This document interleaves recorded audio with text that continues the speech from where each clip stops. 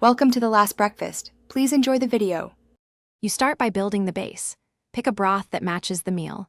Chicken for light, beef for richness, or mala for heat, because flavor drives everything. Once chosen, bring 5 to 2 liters to a gentle simmer so aromatics bloom without boiling off delicate notes. While it heats, slice proteins thinly for quick cooking and arrange vegetables, tofu, and noodles on separate plates to prevent cross-contamination. Make sure your portable burner and pot are stable. This first phase sets pace and safety for the entire. Once the broth simmers steadily, you control the flow by cooking in stages. Drop root vegetables and bones first because they need time to soften and flavor the broth. Next, introduce mushrooms and denser tofu so they absorb liquid without falling apart. Then add thinly sliced meats and seafood for seconds-long cooks. Watch color change as your cue and use a mesh ladle to retrieve delicate items. Make sure to skim foam and taste the broth.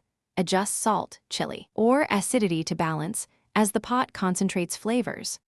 You finish by adding quick-cooked greens and noodles last so they stay vibrant and not mushy, and serve with dipping sauces arranged for personal mixing. Once people slow down, reduce heat, or turn off the burner to avoid overreducing the broth. Skim and strain solids into a container to rescue the remaining liquid for later.